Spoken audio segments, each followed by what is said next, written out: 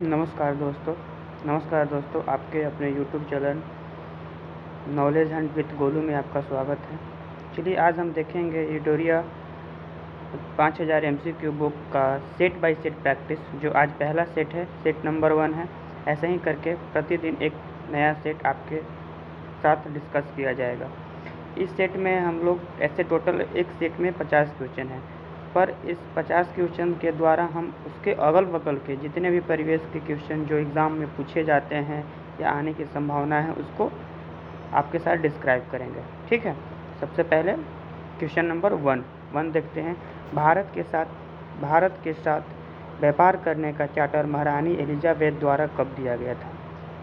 चलिए शुरू करते हैं। देखिए, जो चार्टर होता है, चार्टर यानी कि एक विशेष प्रकार का छूट होता है, एक विशेष प्रकार का छूट होता है, छूट होता है जो छूट महारानी के द्वारा एक कंपनी जिसका नाम था ईस्ट इंडिया कंपनी, ठीक है, ईस्ट इंडिया कंपनी, ठीक है, ईस्ट इंडिया कंपनी जो थी उसको एक प्रकार का छूट दिया गया। छूट कैसा दिया गया कि तुम जाओ और भारत के साथ भारत में व्यापार करो, यानी कि एक तरह एकाधिकार दिया गया था। एकाधिकार मतलब होता है कि एक अधिकार और कोई कंपनी यहाँ पर नहीं खुल सकता है, ठीक है, तो वो दिया गया था। जब कंपनी भारत में आई थी तो उस समय अब देखिए उसके अगल बगल के क्वेश्चन जो है उसको डील कर लेते हैं। उस समय भारत में अकबर का शासन था। कौन था? अकबर का शासन था। आपको पता होगा कि अकबर का शासन 1556 से लेकर 1605 तक था, 1605, ठीक है। तो कंपनी जब आई थी उस समय अकबर का शासन था, लेकिन कंपनी जब आई थी उस समय उसको यहाँ पर व्यापारी कोठी खोलने का अनुमति नहीं दिया गया था। जैसे ही अकबर की मृत्यु, अब आगे देखते हैं, जैसे ही अकबर की मृत्यु 1605 में हुई तो यहाँ का शासक कौन बना? जहांगीर, ठीक है, जहांगीर के समय ही इसको अपनी कोठी खोलने का यहाँ पर मान्यता प्राप्त हुआ था। जो सबसे पहली कोठी जहांगीर के समय आया था, अकबर के शासनकाल में, लेकिन कोठी जहांगीर के समय खुली, ठीक है, जो पहली व्यापारी कोठी थी। देखिए एक चीज़ और देख लेते हैं, जैसे कि आप लोग को पता होगा, जैसे हम बता भी देते हैं आप लोग को, जो चार्टर एक्ट था, ऐसे ही हर एक 1773 ईस्वी के बाद, जो 1773 ईस्वी में आया था, उसके बाद हर एक 20 साल के बाद एक नया 20 साल के बाद सुधार के तौर पे आता था चार्टर अधिनियम। ये 1773 का चार्टर एक्ट, ठीक है, 1773 कैसा रेगुलेटिंग एक्ट था।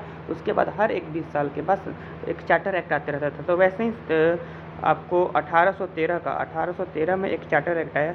चार्टर एक्ट के द्वारा चाय और चीनी को छोड़कर बाकी जितने भी व्यापार थे जो ईस्ट इंडिया कंपनी भारत में कर रही थी, उन दोनों को छोड़कर बाकी सभी एकाधिकार को खत्म कर दिया गया। इसके उपरांत पूर्णतः 1833 ईस्वी में पूर्णतः अधिकार को व्यापारिक अधिकार को खत्म कर दिया गया। तो इसका सही आंसर हो जाएगा 31 दिसंबर।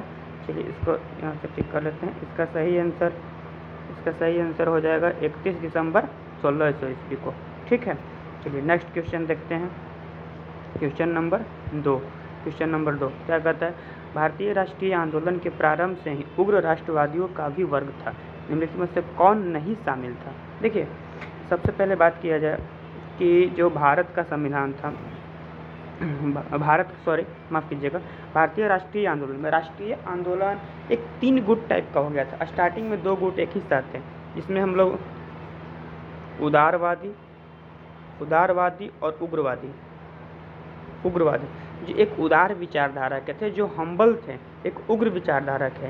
तो स्टार्टिंग में दोनों 1607 ईस्वी तक साथ में ही थे, लेकिन उसके बाद जैसे ही सूरत अधिवेशन होता है, सूरत अधिवेशन के साथ ये 2 गुट बढ़ जाता है, एक उग्रवादी, एक उदारवादी, ठीक है। तो यहाँ पर क्वेश्चन क्या पूछ रहा है? क्वेश्चन पूछ रहा है कि भारतीय राष्ट्रीय आंदोलन के प्रारंभ से ही उग्र राष्ट्रवादियों का भी वर्ग था, इनमें कौन शामिल नहीं था। तो उग्र में मेनली हम लोग ऐसे देख लेते हैं, होता है उग्र में मेनली लाल बाल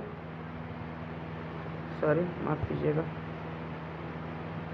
लाल बाल पाल, थोड़ा कॉपरेट कीजिएगा, लाल बाल पाल, लाल से लाला लाजपत राय, बाल से बाल गंगाधर तिलक और पाल से बिपिन चंद्र पाल।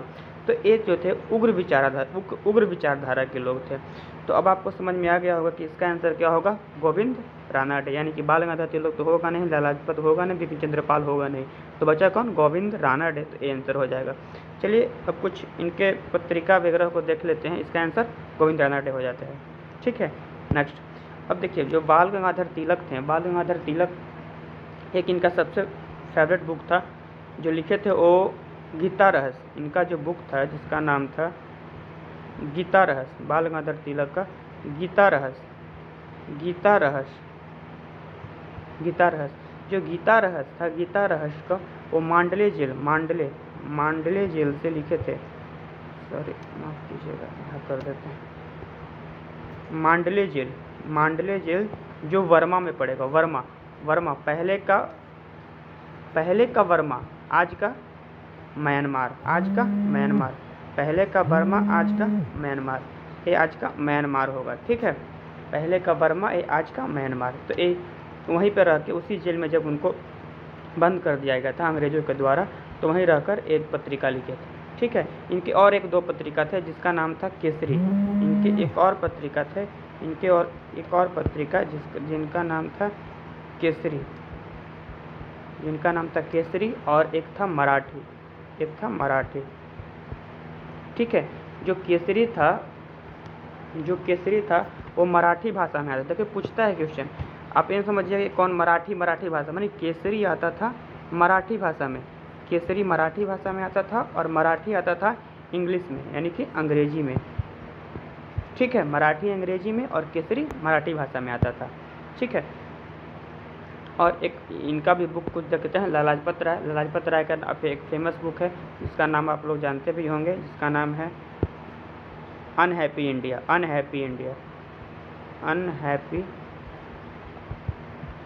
इंडिया। ठीक है, ये इनका बुक है लाजपत राय का। ठीक है, तो इसका आंसर गोविंद रानाडे हो गया। नेक्स्ट क्वेश्चन 3rd नंबर, 1916 में कांग्रेस और मुस्लिम लीग के बीच लखनऊ समझौता हुआ, उसके कौन से परिणाम बाद में घातक सिद्ध हुए। देखिए सबसे पहले जानते हैं कि 1916 का जो लखनऊ अधिवेशन हुआ था, इस लखनऊ अधिवेशन को कराने में मुख्य रूप से देखा जाए तो बाल गंगाधर तिलक और एनी बेसेंट, इन दोनों का हाथ था। इन दोनों ने आपसी सहयोग कर मुस्लिम लीग, नरम दल और गरम दल तीनों को एक मंच पे ला दिया। मुस्लिम लीग, नरम दल और गरम दल तीनों के एक मंच पे लाकर आपसी सहयोग करने के तौर पर कर और कहा गया कि हम लोग सब एक साथ होकर लड़ेंगे, तभी हम लोग ब्रिटिश से आज़ादी पा सकते हैं। तो ये 1916 के कांग्रेस अधिवेशन के 1916 के कांग्रेस अधिवेशन के अध्यक्ष थे अंबिका चरण मजूमदार। कौन था? अंबिका चरण मजूमदार। ठीक है, याद रखिएगा, पूछ लेता है, क्योंकि एक ऐसा अधिवेशन था ना जो सभी को एक बार फिर से, जो 1907 के सूरत अधिवेशन में जो बंटवारा हुआ था, उन सभी को अलग कर फिर से एक जोड़ने का काम, तो ये इम्पोर्टेंट हो जाता है। इसके लिए 16 को कांग्रेस अधिवेशन को याद रखिएगा, जिसका अंबिका चरण मजूमदार थे। अब इसका आंसर देख लेते हैं क्या होता है। कांग्रेस और मुस्लिम लीग में परस्पर सहयोग में वृद्धि हुई। नेक्स्ट, समझौता होने पर कठोरता में वृद्धि हुई। ठीक है, नेक्स्ट, कांग्रेस द्वारा मुसलमानों के प्रति संतुष्टिकरण की नीति का आरंभ हुआ। ठीक है, कहना क्या चाह रहा है, कांग्रेस द्वारा मुसलमानों के प्रति असंतुष्टिकरण की नीति में आरंभ हुआ। एक इसका आंसर सही होगा सी, ऑप्शन सी हो जाएगा। कांग्रेस द्वारा मुसलमानों के प्रति संतुष्टिकरण की नीति का आरंभ हुआ। ठीक है, नेक्स्ट क्वेश्चन देखते हैं 4 नंबर, व्यक्तिगत सत्याग्रह किस गवर्नर जनरल के काल में हुआ। ठीक है, सबसे पहले देखते हैं कि व्यक्तिगत सत्याग्रह हुआ कब था। ठीक है, उसके बाद हम चारों का कार्यकाल आपको बता देंगे, फिर आप खुद से बता दीजिएगा कि कौन सा होगा। व्यक्तिगत सत्याग्रह 1940 ईस्वी में हुआ था। कब हुआ था?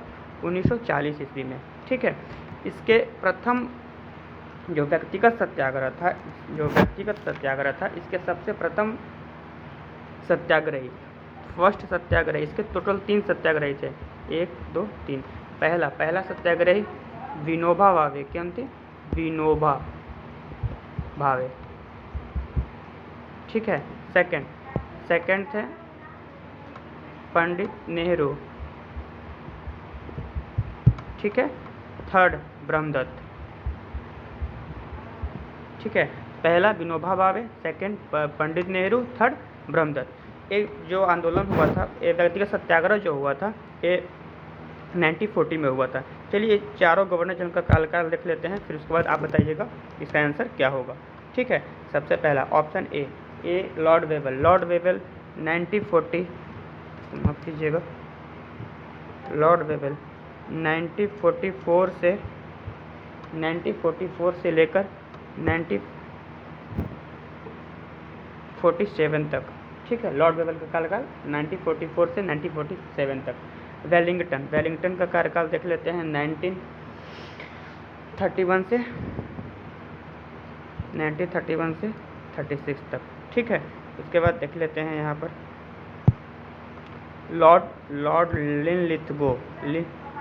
लिनलिथगो का कार्यकाल देख लेते हैं हम लोग 36 से 44 तक, यानी कि 36-44 समझिएगा, ये सब जो बात हो रही है 19, ठीक है ना, 36 से 42। उसके बाद लुई माउंटबेटन। ठीक है, लॉर्ड माउंटबेटन, ये 2 बार बने। एक बार भारत के अंतिम वायसराय के रूप में 12 फरवरी 1947 से लेकर 15 अगस्त 1947 तक। ये किस तौर में? भारत के अंतिम वायसराय के तौर पे। ठीक है, उसके बाद जब भारत को आज़ादी मिल गई, तो उसके बाद फिर एक बार इनको बनाया गया भारत के गवर्नर जनरल। ठीक है, तो इनको फिर से एक बार भारत के गवर्नर जनरल 15 अगस्त से लेकर 21 जून 15 अगस्त 1947 से लेकर 21 जून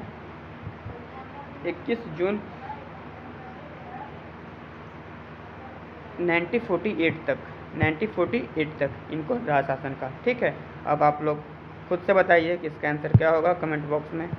अब हम चारों का आपको ईस्वीसन बता दिए हैं, अब खुद से आप लोग बताइए इसका आंसर क्या होगा। नेक्स्ट क्वेश्चन 5 नंबर, भारतीय राष्ट्रीय कांग्रेस के पूर्ववर्ती संस्थाओं में सबसे पहली और सबसे प्रमुख संस्था कौन थी?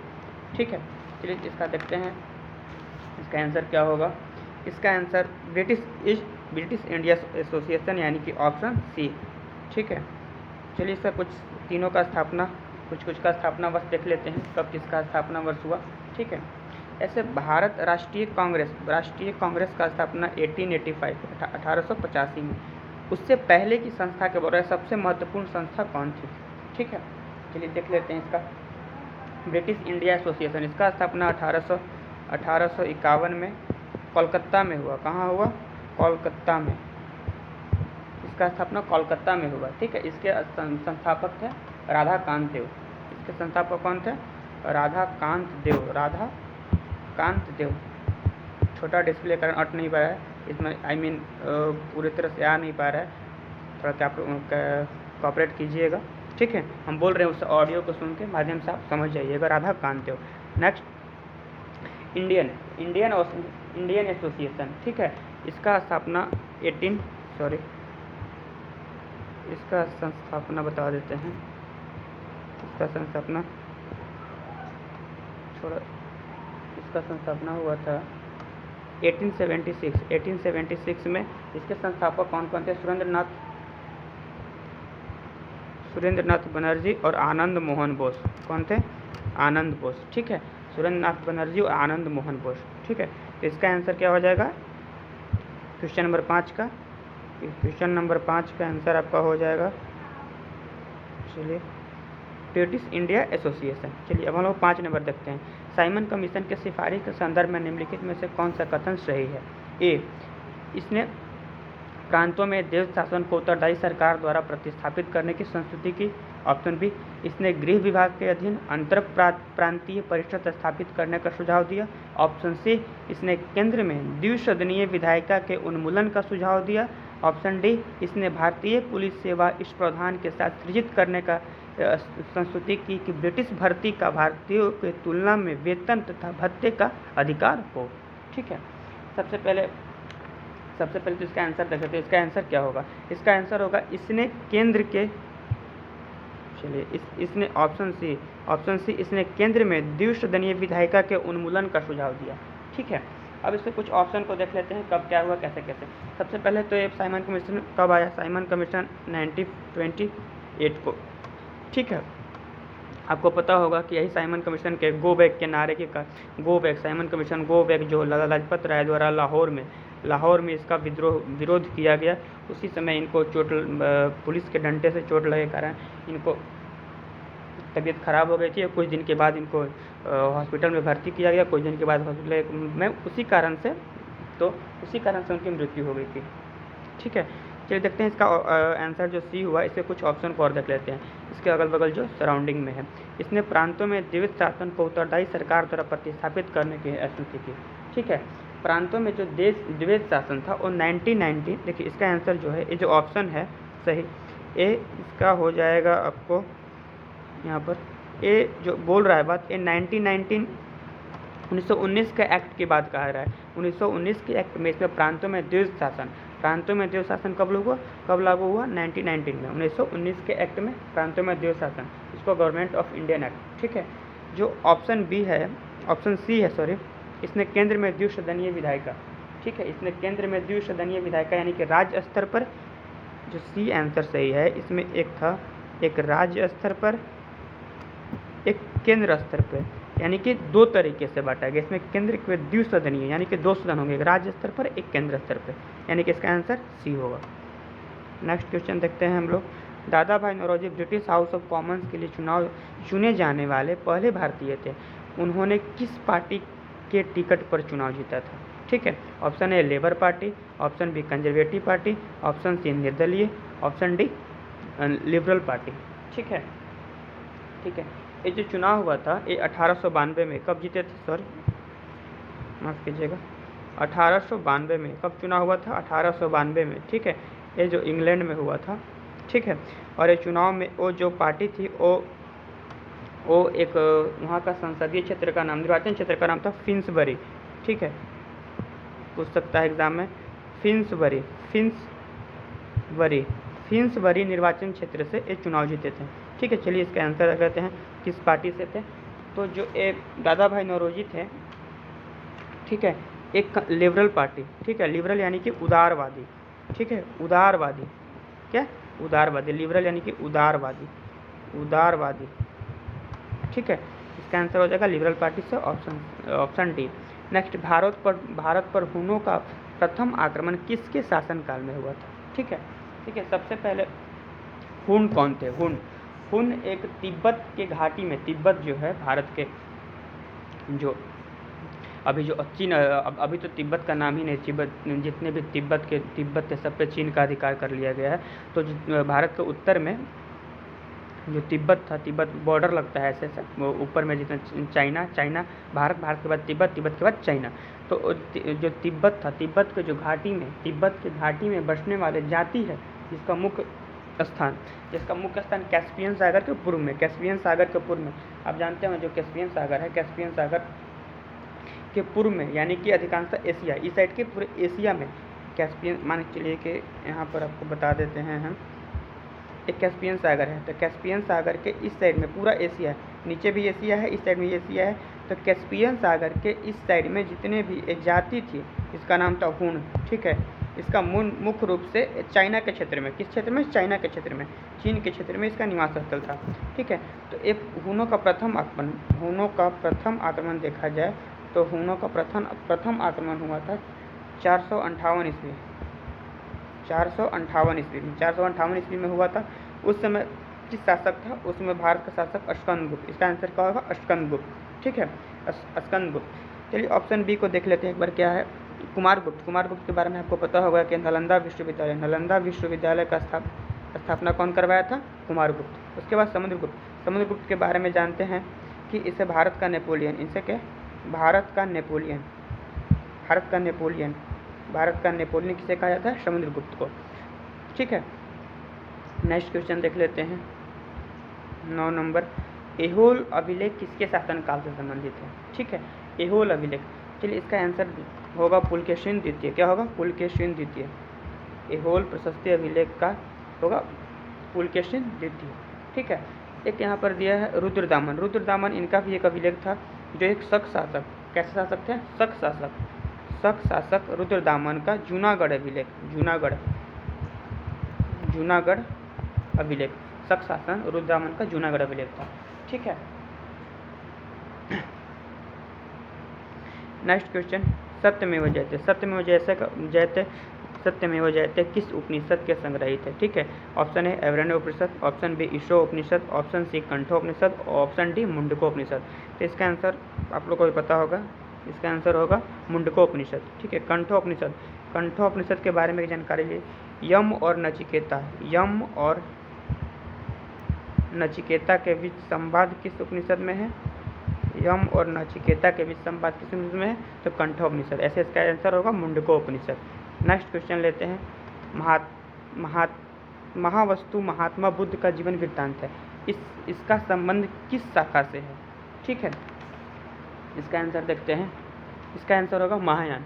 ठीक है, इसका आंसर होगा महायान शाखा से। ठीक है, देखिए क्या हुआ, जब महात्मा बुद्ध, जो गौतम बुद्ध थे, और जब उनकी मृत्यु हो गई, उनको मृत्यु के उपरांत भारत में 4 बौद्ध संगीतियाँ कराएंगे। ठीक है, देख लेते हैं एक सीक्वेंस में कैसे क्या हुआ। ठीक है, एक पहला हुआ था, एक ट्रिक है, उसको याद रख सकते हैं आप लोग, ऐसे ट्रिक तो कुछ याद रख सकते हैं।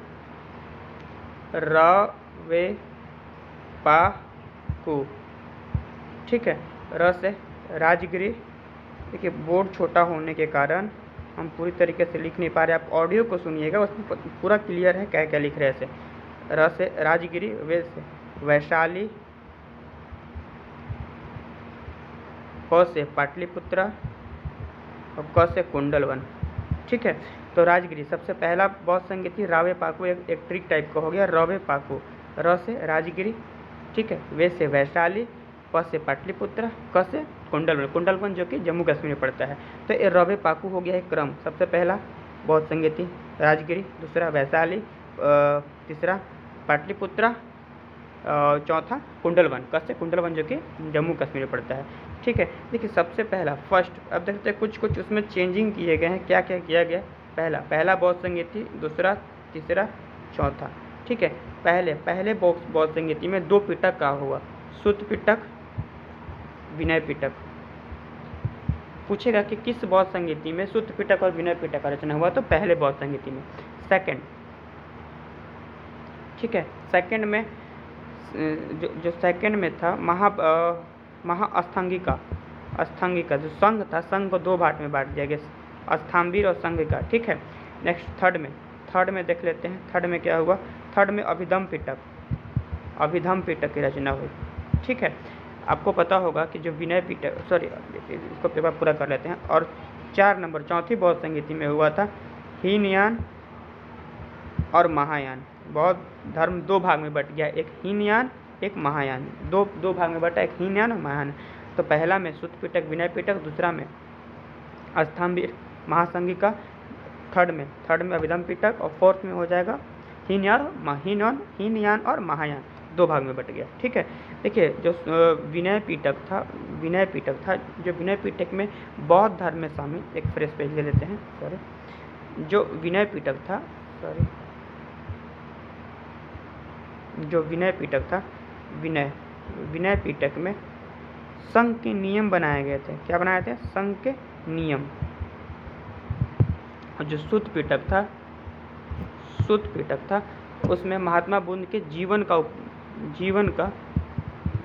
का उपदेश के बारे में बताया गया है, कैसे वो क्या कर रहे थे, क्या हुआ, कैसे ज्ञान की प्राप्ति हुई, क्या किए, तो वो बताया गया है। विनय पिटक में संघ के नियम को बताया गया है। चलिए, तो इसका आंसर आप लोग पता ही है, Mahayana, option A option A. Next question देखते हैं हम लोग। नेक्स्ट क्वेश्चन है अकबर द्वारा बनाया गया उपासना भवन का क्या नाम था। ठीक है, अकबर द्वारा बनाया गया उपासना भवन का क्या नाम था। ठीक है, इसका आंसर होगा इबादत खाना। इबादत खाना एक प्रकार का उपासना भवन था, ठीक है, जो अकबर ने बनवाया था। अब देखते हैं बुलंद दरवाज़ा। बुलंद दरवाज़ा ऑप्शन डी में दिया है बुलंद दरवाज़ा। ठीक है, ठीक है, बुलंद दरवाज़ा जो फतेहपुर सीकरी में था। फतेहपुर सीकरी में इसको अकबर बनवाया था। कौन बनाया था? अकबर बनाया था। देखिए, दो ऑप्शन ए ऑप्शन बी में दिया हुआ है दीवाने खास और दीवाने आम। ठीक है, जो दीवाने खास है और दीवाने आम है,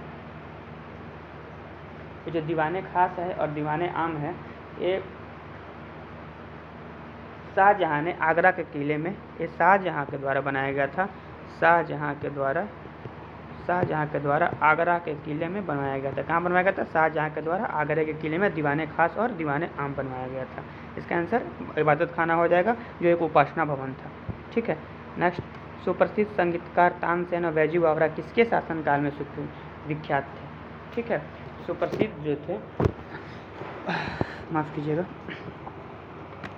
इसका आंसर हो जाएगा 13 का हो जाएगा आपको क्या। सुप्रसिद्ध संगीत तानसेन और बैजू बावरा किसके शासनकाल में थे? इसका आंसर हो जाएगा अकबर। क्या हो जाएगा? अकबर। ठीक है, इसका आंसर हो जाएगा अकबर। अब कुछ जो ऑप्शन में दिए हुए हैं उनके चित्रकार वगैरह के नाम देख लेते हैं कौन कौन है। ठीक है, जो जहांगीर के शासनकाल में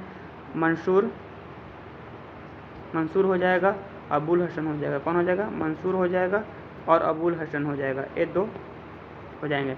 जो किसके शासनकाल में होंगे? जहांगीर के शासनकाल में।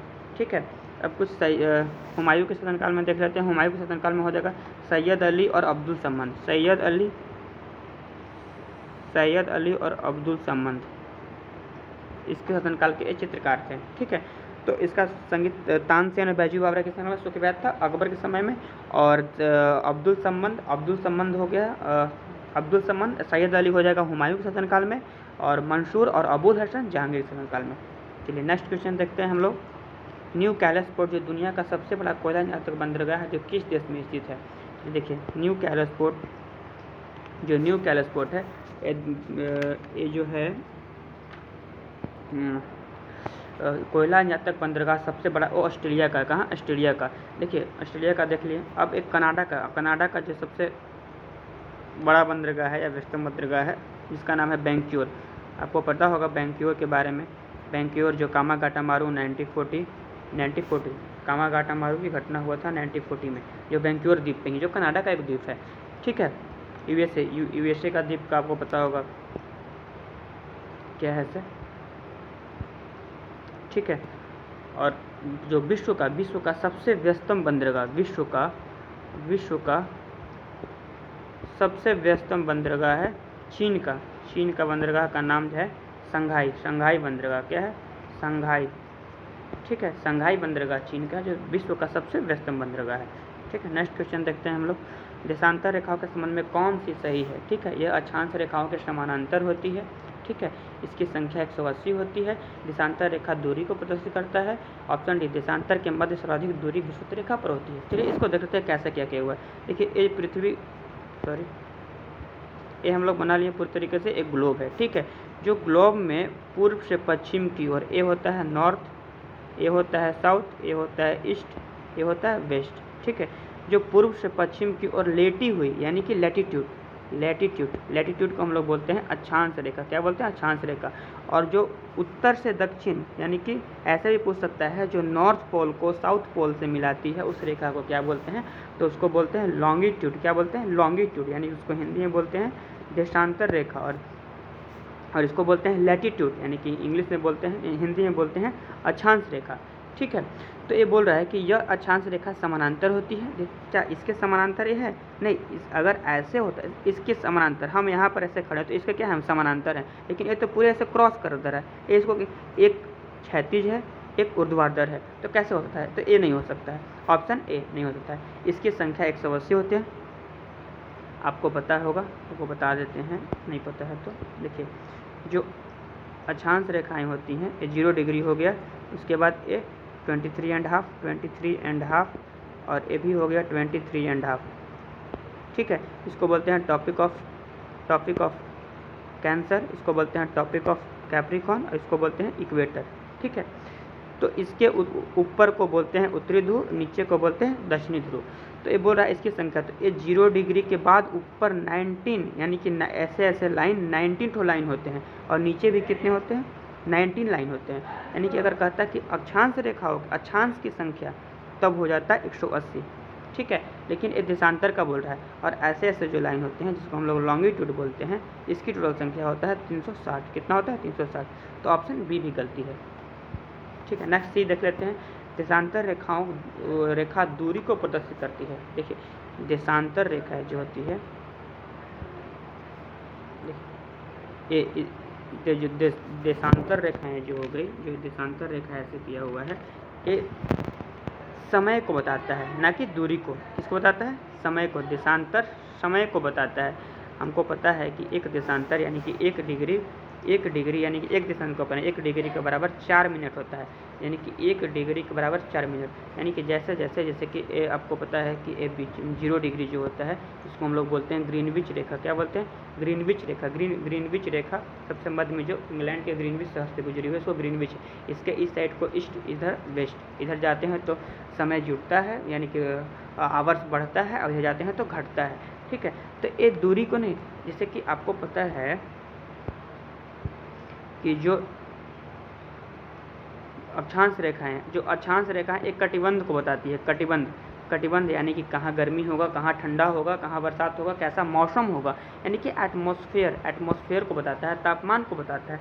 और जो अक्षांश रेखाएं तापमान को बताती हैं और जो देशांतर रेखाएं होती हैं, ये दूरी को नहीं, ये बताती हैं समय को। किसको? समय को। तो यहाँ पर ऑप्शन सी भी नहीं होगा। अब ऑप्शन डी में देशांतर के मध्य सर्वाधिक दूरी विषुवत रेखा पर होती है। हाँ, देशांतर जो होता है, देखिए ऐसे बार देखिए ये देशांतर है। देशांतर की सबसे ज़्यादा दूरी कहाँ होती है? देशांतर रेखाओं की मध्य सर्वाधिक दूरी विषुवत रेखा पे होती है। कि जैसे क्या होता है ना कि यहाँ से ऐसे आप जैसे ऊपर ऐसे जाओगे तो देशांतर सब यहीं साउथ पोल से ऐसे निकले होते हैं। यानी कि यहाँ पर पूछता है कि 2 देशांतरों के बीच में दूरी सबसे कम कहाँ होती है? नॉर्थ पोल, साउथ पोल यानी कि 2 देशांतर के बीच में यहाँ से सबको ऐसे निकला हुआ, ऐसे ग्लोब जैसा है ना, ऐसे सबसे कम दूरी यहाँ होती है। सबसे ज़्यादा कहाँ होगी? विषुवत रेखा पे। तो इस तरह इसका ऑप्शन डी सही होगा, यानी कि इसका ऑप्शन क्या हो जाएगा? डी। नेक्स्ट देखिए 16 नंबर, उत्तर से शुरू करके दक्षिण की ओर नीचे की ओर दी गई पहाड़ियों का सही अनुक्रम कौन सा है? ठीक है, ऑप्शन है नल्ला मलाई, नीलगिरी, जवादी, नल्लामलाई, जवादी, अन्नामलाई, जवादी पहाड़ी, नीलगिरी, नल्लामलाई। ऑप्शन सी नल्लामलाई पहाड़ी, जवादी पहाड़ी, नीलगिरी पहाड़ी। ऑप्शन डी अन्नामलाई, नीलगिरी और जवादी पहाड़ी। देखिए सबसे पहले हम इसका देख लेते हैं। आपको हम इसका राज्य बता देते हैं, आप खुद बताइए इसका आंसर क्या होगा सर। ठीक है, देखिए नल्लामलाई, शॉर्टकट लिखते हैं, शॉर्टकट फॉर्म में ही आप समझ जाइएगा। नल्लामलाई एन, जो नल्लामलाई है जो आंध्र प्रदेश में पड़ता है। कहाँ पड़ता है? एपी, आंध्र प्रदेश में। ठीक है, जवादी पड़ता है तमिलनाडु में। ठीक है, नीलगिरी भी तमिलनाडु में ही पड़ेगा। ठीक है, उसके बाद हो गया अन्नामलाई। देखिए अलग अलग है, नल्लामलाई एक, अन्नामलाई तमिलनाडु में पड़ता है। ठीक है, तो उत्तर से दक्षिण, उत्तर से क्रम में सबसे पहले हम आएंगे जब उत्तर भारत दक्षिण भारत, सबसे पहले हम क्या पड़ेगा? आंध्र प्रदेश। तो इसमें से ऑप्शन देखिए, ऑप्शन क्या होगा? नल्लामलाई एक में है, अन्नामलाई, यानी कि अन्नामलाई वाला जितने भी ऑप्शन है वो छट जाएगा। अब बचे नल्लामलाई 2 में, ऑप्शन बी और सी में। देखते हैं अन्नामलाई, तो अन्नामलाई के बाद जवादी है, जवादी के बाद नीलगिरी के बाद अन्नामलाई। ठीक है, नीलगिरी के बाद अन्नामलाई। तो इसका आंसर क्या हो जाएगा? 15 का सी। ठीक है, पहले नल्लामलाई होगा, नल्लामलाई आंध्र प्रदेश में, बाकी सब तमिलनाडु में। 1 2 3 तीनों कहाँ होगा? तमिलनाडु में होगा। ठीक है, इसका आंसर सी होगा। आपको पता है कि नीलगिरी की सबसे ऊंची चोटी क्या है? दोदा बेटा। क्या है? दोदा बेटा। और दक्षिण भारत की सबसे ऊंची चोटी, ठीक है, इसका नाम है अनाईमुडी। क्या नाम है? अनाईमुडी। ठीक है, दक्षिण भारत का पूछेगा या पश्चिम घाट का पूछेगा तो सबसे ऊंची चोटी क्या हो जाएगा? अनाईमुडी। और अगर नीलगिरी पर्वत को पूछेगा तो क्या हो जाएगा? दोदा बेटा। क्या हो जाएगा? दोदा बेटा। नेक्स्ट चलते हैं हम लोग। नेक्स्ट क्वेश्चन है, निम्नलिखित में से कौन सी नदी अपने मार्ग बदलने के लिए विख्यात है? मार्ग यानी कि मार्ग हमेशा, अभी यहाँ बह रही है, हो सके तो 2 घंटा बाद कहीं और से निकल जाए, 2 दिन बाद कहीं और से निकल जाए, यानी कि मार्ग यानी कि अपने रास्ता बदलने के लिए। तो आप जान गए होंगे ये अपने ही बिहार की है, कोसी। क्या है? कोसी नदी। फिर होते हैं महानदी। महानदी उड़ीसा में, मेन रूप से उड़ीसा में बहती है। ठीक है, ठीक है। दामोदर, दामोदर आपको छोटा नागपुर के पठार से निकलती है। कहाँ से निकलती है? छोटा नागपुर के पठार से निकलती है और जाकर हुगली में मिल जाती है। हुगली किसकी ट्रिब्यूटरी है? जो गंगा की ट्रिब्यूटरी है। किसकी? गंगा की। देखिए दोस्तों, कॉपरेट कीजिएगा क्योंकि डिस्प्ले छोटा होने के कारण हम सब कुछ लिख नहीं पा रहे, लेकिन हम बोल पा रहे हैं। उसको सुनकर, एक बार 2 बार सुनकर आप समझ लीजिएगा हम क्या कहना चाह रहे हैं। ठीक है, तो महानदी उड़ीसा में बहती है। ठीक है, महानदी पर ही हीराकुंड बांध है, नाम सुने होंगे, हीराकुंड बांध। ठीक है, दामोदर छोटा नागपुर से निकलती है और जाकर गंगा में मिल जाती है। ठीक, गंगा की ट्रिब्यूटरी जो हो गई है हुगली, जो फरक्का के पास से बट गई है। उसके बाद गंडक, गंडक भी बिहार में ही बहती है, जिसको हम लोग, इसका एक नाम है नारायणी। क्या बोलते हैं? नारायणी रिवर। इसका एक और नाम है नारायणी। इसका आंसर हो जाएगा कोसी। नेक्स्ट देखते हैं, किस मृदा के प्रारूप में लोहे की अतिरिक्त मात्रा होने के कारण अनवरक हो जाती है? ठीक है, अनवरक किस मृदा के प्रारूप में लोहे की अतिरिक्त मात्रा होने का? देखो सबसे ज़्यादा इसका आंसर हो जाएगा लेटराइट का। लेटराइट, लेटराइट में इतनी ज़्यादा वर्षा होती है। लेटराइट जो होते हैं तट, जो पश्चिमी घाट, वेस्ट घाट के तटीय इलाका है, तटीय। ठीक है, तटीय इलाका है, वहाँ पर इतनी ज़्यादा 250 सेंटीमीटर से अधिक वर्षा होती है, जिस कारण से ऊपर के जितने भी कंकड़ीले पत्थर होते हैं, जितने भी बालू होती हैं, मिट्टी होती है, वो सबका अवक्षरण हो जाता है, क्षरण हो जाता है। क्या होता है? क्षरण के बाद, उसके बाद जो बचता है उसमें, तो वो लेटराइट मिट्टी होता है। ठीक है, इसके अनुवरक हो जाती है, अधिक लोहे की अतिरिक्त मात्रा, अतिरिक्त यानी कि ज़्यादा लोहा हो जाता है। ठीक है, ज़्यादा वर्षा होने के कारण। ठीक है, तो वो लेटराइट मिट्टी है। अब देखते हैं जलोढ़ के बारे में। जलोढ़ यानी कि जिसमें जल की मात्रा ज़्यादा हो। क्या हो? जल की मात्रा ज़्यादा हो, जलोढ़। ठीक है, जलोढ़ के 2 किस्म होते हैं, एक होता है खादर, माफ़ कीजिएगा, एक होता है जलोढ़ की 2 किस्म होगा, जलोढ़ के 2 किस्म, एक पुरानी सॉरी, एक नहीं, नेक्स्ट टाइम ऐसा दिक्कत नहीं आएगा डिस्प्ले वाला। पुरानी को होते हैं पुराना, इसको बांगर, और जो नया होता है उसको बोलते हैं खादर। ठीक है, जैसे याद करने का तरीका क्या है? बांगर, आपको घर में जो कचरा होता है बांगर, तो पुराना जो होता है क्या कहते हैं? बांगर वाला को दे देते हैं। और खादर यानी कि खादर क्या है? न्यू है, और बांगर वाले को हमेशा। ठीक है, नेक्स्ट, तो इसका आंसर रेगुर। अब देख, एक रेगुर ऑप्शन में भी है, और रेगुर यानी कि रेगुर काली मृदा, रेगुर यानी कि काली मृदा का ही नाम है रेगुर मृदा। ठीक है, इसमें कपास की खेती, किसकी खेती?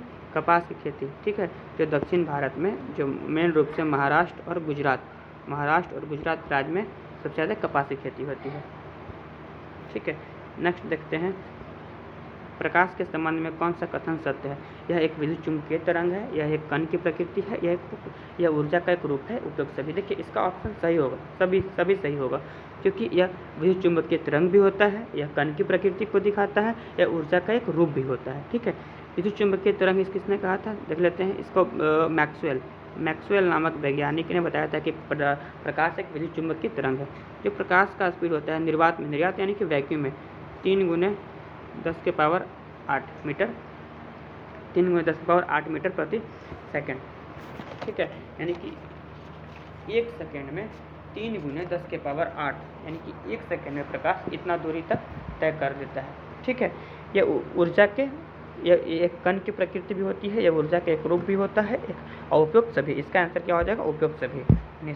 नेक्स्ट 20 देखते हैं, बायोगैस संयंत्र में निम्नलिखित में से कौन सी प्रक्रिया होती है? ठीक है, देखिए बायोगैस जो होता है, बायोगैस मुख्य रूप से मीथेन, आपको पता होगा मीथेन का फार्मूला आपको पता होगा। मीथेन का होता है CH4। ठीक है, CH4 मीथेन का फार्मूला होता है। देखिए क्या होता है ना कि इसमें कुछ विशेष प्रकार की बैक्टीरिया होती है, कुछ विशेष प्रकार की जो बैक्टीरिया होती है, कुछ विशेष प्रकार की बैक्टीरिया होती हैं। बैक्टीरिया जो होती है, बैक्टीरिया के जैविक कचरा जब मिलाकर जैविक कचरा को बनाता है, उसके बाद एक गैस निकलता है जिसको बोलते हैं बायोगैस। जो किण्वन यानी कि सड़न, एक प्रकार का किण्वन आप एक दिमाग में लाइए, किण्वन यानी कि सड़न, एक सड़ गलकर ये जो एक वाष्प जैसा आप कभी कभी देखे होंगे, ये नली जो ढका हुआ रहता है, कहीं छोटा सा छिद्र होता है, उससे गैस निकलता रहता है, बहुत ज़्यादा गर्म होता है। ठीक है, तो क्या है वो मीथेन जैसा, क्या है वो मीथेन ही निकल रहा है, तो एक किण्वन के द्वारा। ठीक है, नेक्स्ट एक वर्ग में 21 नंबर देखते हैं। एक वर्ग में ऊपर से नीचे की ओर आने पर परमाणु के आकार क्या होता है, बढ़ता है, घटता है, वही रहता है, पता नहीं लगाया जा सकता है। ठीक है, सबसे पहले इसका आंसर देख लेते हैं, उसके बाद हम लोग इसके बारे में कुछ समझते हैं क्या होता है, कैसे क्या होता है इससे। ठीक है, 21 का इसका आंसर हो जाएगा बढ़ता है। क्या होगा, बढ़ता है, ऑप्शन ए। ठीक है, देखिए क्या होता है, जो परमाणु मॉडल है, एक जो पीरियोडिक टेबल है, पीरियोडिक टेबल देखिए क्या होता है, पीरियोडिक टेबल ऐसे ऐसे जो ऊपर से नीचे होते हैं, इसको क्या बोलते हैं, वर्ग। क्या बोलते हैं, वर्ग। ठीक है, वर्ग की संख्या टोटल कितना है, 18 वर्ग है। ठीक है, और ऐसे ऐसे जो ऐसे ऐसे लाइन होते हैं, इसको बोलते हैं आवर्त। क्या बोलते हैं, आवर्त। इसकी संख्या 7 होती है, और वर्ग की संख्या जो ऊपर से नीचे, इसकी संख्या 18 होती है। ठीक है, तो ये बात है कि वर्ग से ऊपर के नीचे आ रहे हैं, वर्ग से ऊपर के नीचे की ओर आने पर क्या होता है, परमाणु का आकार तो बढ़ता है। जैसे कि आपको पता है, इसकी कक्षा जो कक्षा है, कक्षा की संख्या, कक्षा की संख्या बढ़ेगा। देखिए ऊपर से नीचे ऐसे आ रहे हैं, ऊपर से नीचे आने में, माफ कीजिएगा, ऐसे ऊपर से नीचे आ रहा है, तो कक्षा की संख्या बढ़ते जा रहा है। कक्षा की संख्या जब बढ़ेगा तो क्या होगा, परमाणु के साइज भी बढ़ा जाएगा। परमाणु के साइज क्या होगा, बढ़ते जाएगा, बढ़ते जाएगा, बढ़ते जाएगा, तो ये क्या होता है, बढ़ते रहता है। क्या होता है, बढ़ते रहता है। अब हम लोग समझ लेते हैं, देखिए ऐसे कुछ बता देते हैं आपको जो जानकारी हमें। ऐसे जो होते हैं, जो पहला वर्ग है, ठीक है, इसमें होता है क्षारीय धातु। कौन धातु, क्षारीय। उसके बाद क्षारीय, सेकेंड वर्ग में होता है क्षारीय मृत धातु। ऐसे वर्ग कितने होते हैं, 18। ऐसे 17 वर्ग, 17 में, एक मिनट, जो वर्ग 17 होता है, कुछ वर्ग के बारे में विशेषता है। ठीक है, वर्ग 17 में हाइड्रोजन हो, क्या होता है, हाइड्रोजन तत्व, इसको क्लोरीन, ब्रोमीन, आयोडीन, ठीक है, क्लोरीन, ब्रोमीन, आयोडीन, एसिटिन, ऐसे तत्व होते हैं। जो 18 होता है वर्ग, जो वर्ग 18 होता है, ये निष्क्रिय गैस होते हैं। क्यों, कौन से गैस होते हैं, निष्क्रिय यानी कहने का मतलब कि ये अपने अष्टक नियम को, जो अष्टक नियम होता है, अष्टक नियम को पूरे कर चुके होते हैं, यानी कि अगल बगल खचर पचर नहीं करेंगे, यानी कि शांत है। क्या है, निष्क्रिय यानी कि शांत गैस है, ये निष्क्रिय होते हैं। तो 18 क्या हो गया, निष्क्रिय गैस, 17 क्या हो गया, हाइड्रोजन, एक क्या हो गया, क्षारीय, और सेकंड क्या हो, क्षारीय मृत धातु। नेक्स्ट, वायुमंडल के प्रकाश के विसरण का कारण है। प्रकाश, वायुमंडल में जो प्रकाश का विसरण है, यानी कि फैलाव है, उसका कारण क्या है, धूलकण। क्या है, धूलकण इसका मेन कारण होता है। ठीक है, नेक्स्ट 23 देखते हैं हम लोग। किसी भी यौगिक का ऑक्सीकरण संख्या क्या होता है। देखिए याद रखिए, किसी भी यौगिक का, अगर यौगिक आ गया, कंपाउंड आ गया, अगर कंपाउंड आ गया, तो इसका हमेशा क्या होगा, शून्य होगा। क्या होगा, 0 होगा। इसका ऑक्सीकरण वैल्यू क्या होता है, 0 होता है। तो इसका आंसर क्या हो जाएगा, 0। नेक्स्ट, सर्परोधी विष सुई किस तत्व के यौगिक का बना होता है। ठीक है, जो सर्प होता है, जो सर्प हम लोग को काटता है, विषरोधी सुई, जिसको हम लोग को इंजेक्शन देता है, उसको किसका बना होता है। इसका आंसर हो जाएगा स्वर्ण यौगिक का। स्वर्ण यानी कि सोना का। देखिए सोना का संकेत क्या होता है, Au। क्या, सॉरी, Au, हाँ, ठीक है। सिल्वर का Ag। तो सोना का परमाणु एटॉमिक नंबर 79, और चांदी का हो जाएगा 47। ठीक है, जो एक यौगिक होता है, जो सर्परोधी विष सुई में जो यौगिक होता है, इसको हम लोग नाम देते हैं आरिक क्लोराइड। जो यौगिक होता है उसको बोलते हैं आरिक क्लोराइड का बना होता है, जो सर्परोधी विष सुई होता है। ठीक है, नेक्स्ट, इसका आंसर हो जाएगा ऑप्शन ए, स्वर्ण यौगिक। अब देखते हैं 25 नंबर क्वेश्चन। 25 नंबर में क्या कह रहा है। ठीक है, दाब का विमीय सूत्र। ठीक है, दाब का, ये तो रखिए, दाब का विमीय सूत्र होता है mLT पावर -1 T का पावर -2। ठीक है, ये दाब को हम लोग किस में नापते हैं, पास्कल। किस में नापते हैं, पास्कल। हाइड्रोलिक ब्रेक किस पे काम करता है, हाइड्रोलिक ब्रेक जो होता है किस पे काम करता है, पास्कल के नियम पे। ठीक है, जो जानकारी है ये दो चीज़। दाब का होता है, SI मात्रक पास्कल होता है, और हाइड्रोलिक ब्रेक जो होता है वो पास्कल के नियम पे काम करता है। नेक्स्ट जैव सेल, नेक्स्ट क्वेश्चन 26 नंबर, जैव सेल क्या है? ठीक है, जो जैव सेल क्या होते हैं उसके बारे में कह रहा है। ठीक है, ऑप्शन ए कोयला, option B LPG, option C प्राकृतिक गैस, ऑप्शन डी पेट्रोल। ठीक है, इसका आंसर हो जाएगा कोयला। जैव सेल कोयला।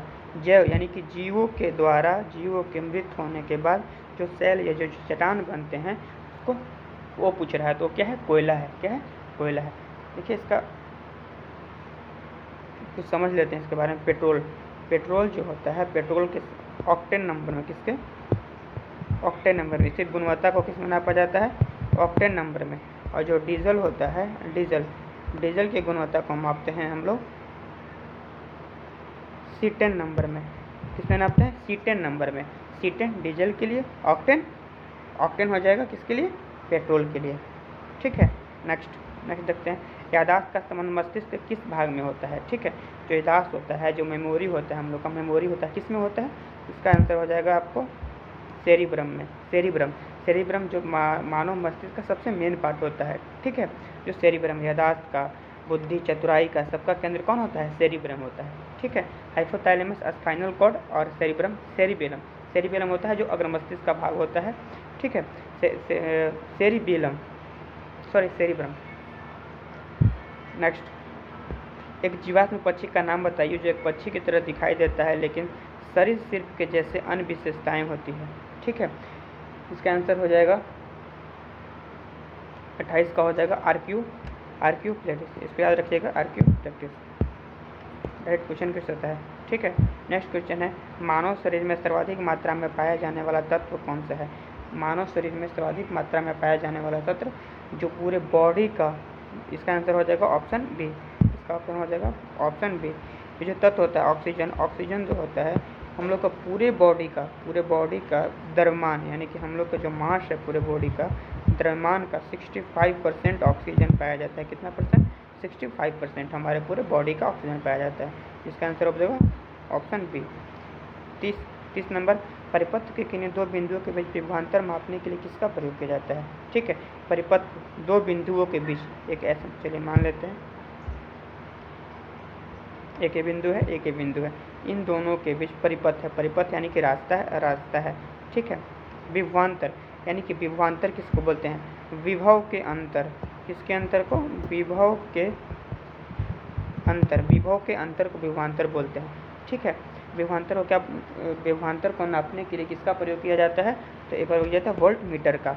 ठीक है, आमीटर विद्युत धारा को मापने के लिए, किसको मापने के लिए? विद्युत धारा को मापने के लिए किसका प्रयोग हो जाता है? आमीटर का। इसका ऑप्शन क्या हो जाएगा? Option B. ठीक है, चलिए नेक्स्ट, आपातकाल के दौरान मौलिक अधिकार का निलंबन कौन कर सकता है? जो आपातकाल लगता है। ठीक है, आपातकाल, इसका आंसर पहले जाना चाहिए, फिर इसके बाद हम देखते हैं क्या है, इसका क्या है अगल बगल। इसका ऑप्शन हो जाएगा ऑप्शन सी, भारत के राष्ट्रपति। देखिए जो आपात होता है, आपात हम लोग के संविधान में 3 प्रकार का है। ठीक है, एक होता है 352 आर्टिकल, एक होता है 356, एक होता है 360। इसको बोलते हैं राष्ट्रीय आपात। ये क्या है? National emergency. उसके बाद इसको बोलते हैं राष्ट्रपति शासन, जो कोई राज्य में लगता है। 360 में होता है वित्तीय आपात। क्या होता है? वित्तीय आपात। ठीक है, तो बोल रहा आपातकाल होता है ना, मौलिक अधिकार का निलंबन कौन कर सकता है? तो जब भी आपातकाल को, तो मौलिक अधिकार का निलंबन कौन कर देता है? मौलिक अधिकार का निलंबन भारत का राष्ट्रपति करता है। लेकिन इसमें 2 आर्टिकल 20 और 21, आर्टिकल 20 आपको पता होगा, आर्टिकल 20 और 21 को आपातकाल के दौरान भी ख़त्म नहीं किया जाता है। ठीक है, याद रखिएगा 20 और 21 को। प्राक्कलन समिति का कार्यकाल कितने वर्ष का होता है? ठीक है, प्राक्कलन समिति का कार्यकाल होता है 1 वर्ष का। Option A. ठीक है, प्राक्कलन समिति में जो होते हैं, प्राक्कलन समिति में टोटल कितने सदस्य होते हैं? प्राक्कलन में होते हैं, पी फॉर प्राक्कलन में होते हैं 30 किससे होते हैं? लोकसभा से। एक और समिति होती है जिसका नाम था जिसका नाम है आपको लोक लेखा समिति। लोक लेखा समिति क्या होता है? लोक लेखा समिति। लोक लेखा समिति में टोटल कितने सदस्य होते हैं? 22। ठीक है, लोक लेखा समिति में कितने? 22। 15 और 7। 15 जो होते हैं लोकसभा से, 7 जो होते हैं राज्यसभा से। ठीक है, इसमें होते हैं। एक और समिति होता है जिसका नाम था सरकारी उपक्रम समिति। सरकारी, इसको भी वैसे याद रखिएगा जैसे कि आप लोग लिख कर जानते हैं, सरकारी उपक्रम समिति। सरकारी उपक्रम समिति में भी कितने होते हैं? 22 ही होते हैं। कितने होते हैं? 22 ही होते हैं। ये भी आपको 15 और 7 के बीच जो बंटवारा लोक लेखा का है वही इसका भी होता है। ठीक है, नेक्स्ट। निम्न में किसके अनुमोदन के बाद भारत के राष्ट्रपति भारत के संचित निधि से पैसा निकाले जा सकते हैं? किसके अनुमोदन के बाद? ठीक है, 33 नंबर क्वेश्चन। किसके अनुमोदन के बाद जो भारत के राष्ट्रपति होते हैं, जो 33 नंबर का, इसका आंसर हो जाएगा भारत के संसद। क्या हो जाएगा? भारत के संसद। किसके अनुमति से? भारत के संसद। और आर्टिकल किसके? आर्टिकल 114 114, आर्टिकल 114 किसके? आर्टिकल 114 आर्टिकल 114 के द्वारा जो भारत के सांसद होते हैं वो निकाल सकते हैं। किसके? भारत के संचित निधि से। संचित निधि, देखिए संचित निधि भारत के संविधान में देखिए 2 आर्टिकल्स हैं, एक 366, एक आर्टिकल 367। 366 में क्या है? ये होता है संचित निधि। क्या है? संचित निधि। और ये होता है आकस्मिक निधि। क्या होता है? आकस्मिक निधि। ये भारत के संसद द्वारा निकाला जा सकता है अनुमोदन के द्वारा। और ये आकस्मिक, जब आकस्मिक को जरूरत हो, जैसे अभी एट ए टाइम, अभी संसद तो सत्र में नहीं होगा, मैं संसद जब सत्र में ना हो तो उस समय एट ए टाइम किसी बिल की ज़रूरत हो, तो किसी पैसे की ज़रूरत हो, कहीं पे कोई दिक्कत हो, नेशनल इमरजेंसी हो या नेशनल डिजास्टर हो, तो उस कंडीशन में भारत के राष्ट्रपति 367 आर्टिकल 367 जो संचित निधि है उससे धन निकाल कर और उस आपात स्थिति में या इमरजेंसी में किसी न किसी तरह से मदद कर सकता है या किसी को दे सकता है। इसमें कोई रोक टोक नहीं है। ठीक है, नेक्स्ट देखते हैं इसका आंसर क्या हो जाएगा? भारत के संसद। नेक्स्ट, भारतीय संविधान में विधि के समस्त समानता किस देश के संविधान से लिया गया है? ठीक है, विधि के समस्त समानता, विधि के समस्त समानता यानी कि ऑप्शन डी, ब्रिटेन से। कहाँ से लिया गया है? ब्रिटेन से लिया गया है। भारत के समय विधि की समानता ब्रिटेन से। ठीक है, ठीक है। और विधि द्वारा स्थापित प्रक्रिया, देखिए थोड़ा सा अंतर है। विधि द्वारा स्थापित प्रक्रिया अगर पूछेगा, विधि द्वारा स्थापित प्रक्रिया पूछेगा तो वो लिया गया है जापान के। किससे? जापान के संविधान से। और ब्रिटेन के संविधान से विधि द्वारा विधि के समस्त समानता। ठीक है, नेक्स्ट अमेरिका के संविधान से देख लेते हैं। एक मिनट। अमेरिका के संविधान से उपराष्ट्रपति, वाइस प्रेसिडेंट का कार्यकाल, पद। उसके बाद न्यायिक पूर्वावलोकन सबसे मेन। ठीक है, जर्मनी के संबंध से आपको पता होगा आपात कर लिया गया है। ठीक है, द्वितीय आपात ये जर्मनी से लिया गया है। नेक्स्ट देखते हैं, इसका आंसर हो जाएगा ब्रिटेन के संविधान से। नेक्स्ट, संविधान संशोधन प्रक्रिया संविधान के किस भाग से लिया गया? ठीक है, देखिए सबसे पहले इसका आंसर हो जाएगा, क्या हो जाएगा? 20 से। भाग 16 में, भाग 16 में क्या है वो देखते हैं। भाग 16 में है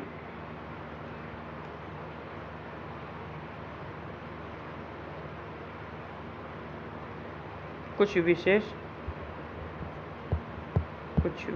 वर्गों के बीच विशेष उपबंध, कुछ विशेष वर्गों के विशेष उपबंध के बारे में चर्चा की है। भाग 18 में आपात उपबंध। क्या है? आपात उपबंध के बारे में। भाग 12 में वित्तीय प्रावधान। क्या है? वित्तीय प्रावधान। चलिए ऑप्शन चारों देख लिए हम लोग। इसका आंसर ऑप्शन डी, भाग 20 में संविधान संशोधन। भाग 16 में क्या है? कुछ विशेष वर्गों के बीच उपबंध। ऑप्शन सी में भाग 18 में आपात उपबंध और ऑप्शन ए में वित्तीय प्रावधान। नेक्स्ट, सूची 1 को सूची 2 से मिलाना है। भाषाओं का उल्लेख किसमें है? ठीक है, दल बदल है, 73वां संविधान संशोधन अधिनियम और भूमि सुधार अधिनियम संबंधित। ठीक है, सबसे पहले देखते हैं भाषा। जो अनुसूचियाँ हैं, तो हमारे संविधान में 8 अनुसूचियाँ कितनी थी? संविधान में सबसे पहले 8 अनुसूचियाँ थी। कितनी थी? 8। उसके बाद 9, 10, 11, 12। इसमें जो एक्ट है 9 में भूमि सुधार, ठीक है, भूमि सुधार अधिनियम संबंधित है 9। 10 में दल बदल, 11 में ग्राम पंचायत और 12 में नगर परिषद यानी कि नगर निगम। ठीक है, अनुसूची 9 में भूमि सुधार संबंधित है, 10 में दल बदल, 11 में ग्राम पंचायत, 12 में नगर निगम। ठीक है, इससे संबंधित है। अब इस देखिए यहाँ पर है, अब देख लेते हैं स्टार्टिंग का। स्टार्टिंग का ट्रिक है एस, समझ आइए, हम 8 से आपको समझा दिए हैं। और स्टार्टिंग का S P O R T, माफ कीजिएगा, S P O R T S, sports. S से स्टेट, भारत राज्यों का संघ है। पी से पेमेंट, यानी कि जो पेमेंट मिलेगा उन लोग को, पैसा मिलेगा उसके बारे में अधिकारियों के। ओ से और, यानी कि शपथ के बारे में है। आज से राज्यसभा का सीटों का बंटवारा। टी से एस टी, एस से SC/ST, टी से ट्रिबल स्टेट, एस से SC/ST, यानी कि जो भारत के जो त्रिपुरा हो गया, मिजोरम, त्रिपुरा हो गया, मिजोरम हो गया, मेघालय हो गया, उसके बाद आसाम हो गया, ये सब के राज्यों के बीच में जो ट्रिबल स्टेट के बारे में दर्जा दिया गया है उसके बीच में, ठीक है, ये चीज़ समझ गया। अब नेक्स्ट, तो इसका आंसर क्या हो जाएगा, आप मिला लीजिएगा। आप तो सब बता दिए आपको कौन कौन किस में होगा। तो एक चीज़ है, दल बदल नियम, एक 73वां संविधान संशोधन जो 9वीं अनुसूची था, देखिए एक सबका डेट देख लेते हैं कब क्या हुआ, ठीक है। जो पहले 9 था, देख लेते हैं, 9 का हुआ था 1941, पहला संविधान संशोधन। उसके बाद 10वां यहाँ देख लेते हैं, सॉरी, देखिए 73वां, इसको मिलान कर लेते हैं। पहले क्या है, 36 नंबर का इसका आंसर हो जाएगा आपको बॉल। 36 का हो जाएगा बॉल, यानी कि 1 का 2, भाषाओं का उल्लेख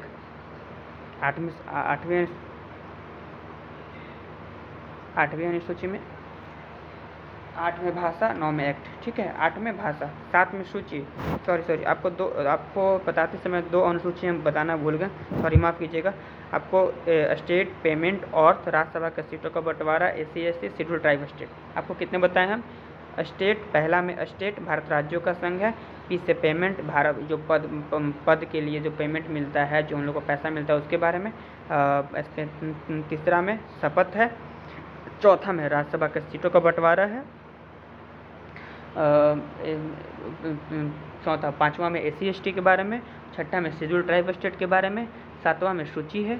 सूची जो भारत के तीन सूचियाँ हैं, एक संघ सूची, समवर्ती सूची, एक राज्य सूची, ठीक है। तो 3 सूचियों के बारे में। 8 में भाषा, ठीक है। वर्तमान समय में कितने भाषाएं हैं, 22 भाषाएं, कितने भाषाएं हैं, ठीक है। स्टार्टिंग में कितने भाषाएं थे मूल संविधान में, तो 14 भाषा थी। 14 के बाद 8 को 14, 8 4 12, 8 भाषाओं को जोड़ा गया है, ठीक है। अब एक बार एक ऐसा तरह कौन कौन भाषा जुटा है उसके बारे में, ठीक है। मैं सबसे पहले सिंधी, कितना सिंधी को देखिए 3 फॉर्म में लिखते हैं, आप समझ जाइएगा। सिंधी, अब सिंधी पहला, ठीक है। उसके बाद नेपाली, मणिपुरी और कोंकणी, ठीक है, सेकंड फॉर्म में, ठीक है। ये 1967 में कब हुआ था, 1967 में 21 अमेंडमेंट, 21वां संविधान 1967 में इसको किया गया था। नेपाली, मणिपुरी, कोंकणी को किया गया था आपको 91वां संविधान संशोधन, ठीक है। नेक्स्ट,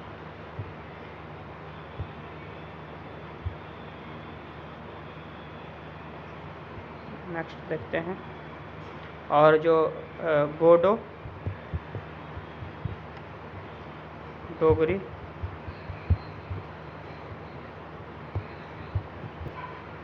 मैथिली, संथाली, माफ़ कीजिएगा, नेपाली, मणिपुरी, कोंकणी जो था, नेपाली, मणिपुरी, कोंकणी और 71वां संविधान संशोधन 1991, ठीक है, गलती से हो गया था, 1991 71वां, ठीक है। और जो 92वां संविधान संशोधन, नेपाली 92वां संविधान संशोधन 2003 के तहत बोडो, डोगरी, मैथिली, संथाली को भारत के संविधान में मिलाया गया, ठीक है। तब समझ गए। सबसे पहला सिंधी को 21वां संविधान संशोधन 1967 में, उसके बाद नेपाली, मणिपुरी, कोंकणी को 71वां संविधान संशोधन 1992 में, ठीक है, 91 हो गया, सॉरी माफ कीजिएगा, 92 में। उसके बाद बोडो, डोगरी, मैथिली, संताली को 92वां संविधान संशोधन 2003 में किया गया। नेक्स्ट देख लेते हैं हम लोग 1833 के चार्टर अधिनियम के अंतर्गत प्रथम विधि आयोग का गठन किसकी अध्यक्षता में किया गया था? ठीक है, प्रथम विधि आयोग के अध्यक्ष की स्थापना किसकी अध्यक्षता में किया गया था? इसका आंसर हो जाएगा आपको लॉर्ड मेकाले। कौन सा? Lord Macaulay. लॉर्ड मेकाले के समय किया गया था। ठीक है, लॉर्ड मिंटो के बारे में देख लेते हैं। लॉर्ड मिंटो जो पृथक निर्वाचन मुस्लिम का पृथक निर्वाचन 1909 कब? 1909 में मुस्लिम लीग का पृथक निर्वाचन, यानी कि पृथक निर्वाचन का मतलब वोट देने का अधिकार भी मुस्लिम को था और वोट में खड़ा होने का भी अधिकार मुस्लिम को ही था, यानी कि जो चाहे वही कर सकता है। वोट में खड़ा भी कैंडिडेट भी मुस्लिम ही होगा और वोट भी मुस्लिम ही देगा। ठीक है, और आपको बताया ऑप्शन सी में जो दिया है सत्येंद्र प्रताप सिन्हा वायसराय के कार्यकारिणी में वायसराय का जो कार्यकारिणी था, वायसराय के कार्यकारिणी में शामिल होने वाले प्रथम भारतीय कौन थे? सत्येंद्र प्रताप सिन्हा। इसका आंसर हो जाएगा लॉर्ड मेकाले। लॉर्ड मिंटो के बारे में जान गए आप लोग। ठीक है, लॉर्ड विलियम बेंटिंक के बारे में जानते हैं। सती प्रथा को अंत किए थे। ठीक है, राजा राम मोहन राय के साथ में। नेक्स्ट में कौन सी औषधि क्रांति तथा प्याज और झींगा उत्पादन से संबंधित है? कौन सी औषधि क्रांति और प्याज और झींगा उत्पादन से संबंधित है? इसका आंसर हो जाएगा गुलाबी क्रांति। क्या हो जाएगा? गुलाबी क्रांति। इसका आंसर हो जाएगा गुलाबी क्रांति। ठीक है, और इसका चलिए देख लेते हैं लाल क्रांति। लाल क्रांति का संबंध किससे है? मांस उत्पादन से। किससे? मांस उत्पादन यानी कि मीट उत्पादन से। ठीक है, नीली क्रांति। नीली याद रखने का तरीका, नीली ब्लू। नीली मतलब पानी का रंग कैसा? ब्लू। पानी में कौन रहेगा? तो मछली। मत्स्य उत्पादन। क्या? मत्स्य उत्पादन। ठीक है, गोल्डन क्रांति का संबंध बागवानी से। किससे है? बागवानी से। ठीक है, लाल क्रांति मांस से उत्पादन, नीली क्रांति मत्स्य उत्पादन यानी कि मछली उत्पादन फिश से, और गोल्डन क्रांति यानी कि बागवानी। ठीक है, ये हो गया। नेक्स्ट इसका आंसर आपको पता ही है, बता दिए आपको। नेक्स्ट निम्नलिखित में कौन से दो संस्थानों को ब्रेटन वुड्स जुड़वा से नाम से जाना जाता है? देखिए, ब्रेटन वुड्स सम्मेलन 1914 में एक यूएसए का जगह था। ठीक है, समझिए बात को, समझिएगा। यहाँ पर यूएसए का जगह था 1944 में ब्रेटन वुड्स सम्मेलन। ठीक है, इसके कारण भारत में दो संस्थान, कितने संस्थान? भारत में दो संस्थान, एक मिनट, भारत में कितने संस्थान? दो संस्थान, IMF और वर्ल्ड बैंक। इन दोनों का स्थापना, दोनों का पहले मुख्यालय देख लेते हैं। हेडक्वार्टर HQ हेडक्वार्टर है दोनों का वाशिंगटन DC। ठीक है, वाशिंगटन DC किसका? IMF और विश्व बैंक का। दोनों का स्थापना ब्रेटन वुड्स सम्मेलन के तहत किसमें? 1944 में हुआ था। कब हुआ था? 1944 में हुआ था। अब देखते हैं WTO, एक ऑप्शन में ए में है WTO, तो इसका आंसर क्या हो जाएगा? सी। क्या हो जाएगा? सी। ठीक है, अब देखते हैं WTO। एक मिनट, WTO के बारे में देख लेते हैं क्या होता है सर। ठीक है, इसका स्थापना होता था 1995 में। इसके पहले WTO को 1997 इसको वर्ल्ड ट्रेड ऑर्गेनाइजेशन, ठीक है, इसको हिंदी में बोलते हैं विश्व व्यापार संगठन। क्या बोलते हैं? विश्व व्यापार संगठन। इसका पहले नाम 1995 से पहले इसका नाम था GATT। ठीक है, GATT। इसका पहले क्या नाम था? GATT, general agreement on trade and traffic. General agreement trade and traffic, कभी कभी फुल फॉर्म ही पूछ लेता है एग्जाम में। इसका क्या होता है? गेट का फुल फॉर्म। गेट किसकी पूर्ववर्ती संस्था थी? तो इसका क्या हो जाएगा? WTO। किसका? WTO की पूर्ववर्ती संस्था क्या थी? गेट। इसका फुल फॉर्म क्या होता है? General agreement of traffic and trade. ठीक है, और नेक्स्ट, ठीक है, अब देख लेते हैं IMF का फुल फॉर्म क्या होता है वो भी समझ लीजिए। IMF का क्या होता है? ठीक है, IMF इंटरनेशनल मॉनेटाइजिंग फंड। ठीक है, IMF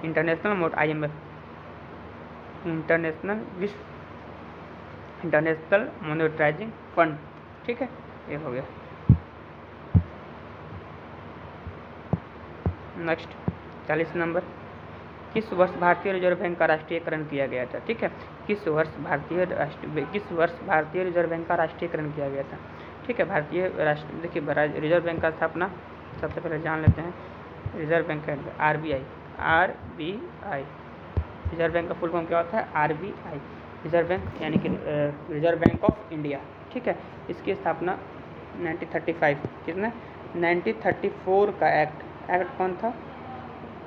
1934 का, सॉरी 1934 का कौन सा? 1934 एक्ट के तहत 1935 में स्थापना किया गया। किसका? RBI का स्थापना। ठीक है, इसका राष्ट्रीयकरण कब किया गया?